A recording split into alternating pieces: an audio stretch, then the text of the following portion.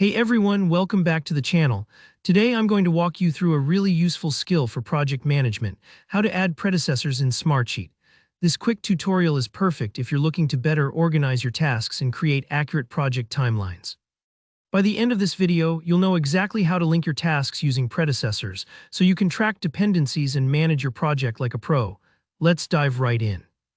The first thing you'll want to do is make sure your Smartsheet already has either a start and end date column, or at least any two date columns that can help define your task timelines.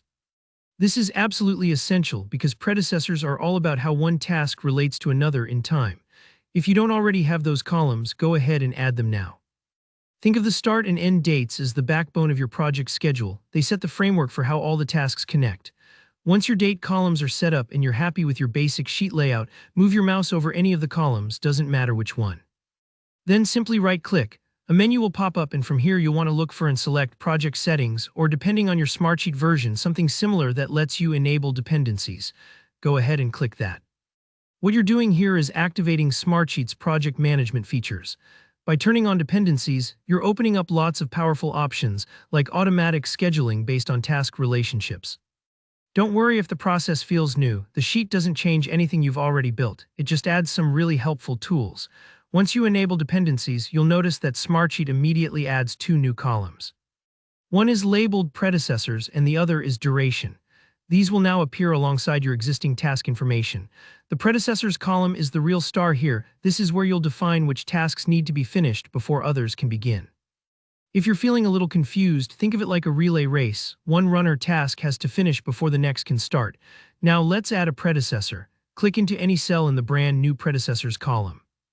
You'll want to type in the row number of the task that needs to be finished first.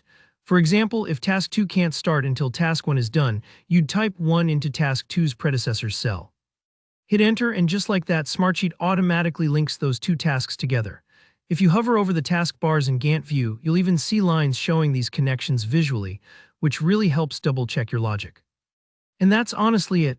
Once you've set up your predecessors, Smartsheet takes care of the heavy lifting by dynamically updating your schedule as tasks change. This makes managing project timelines so much easier, no more manual updates or missed dependencies. It's normal if this takes you a couple tries the first time you use it. Don't worry if your columns look a bit different, or if you need to experiment. Smartsheet is flexible and you can always undo a change. The important thing is that by using predecessors, your task planning will be way more reliable, saving you time and headaches in the long run.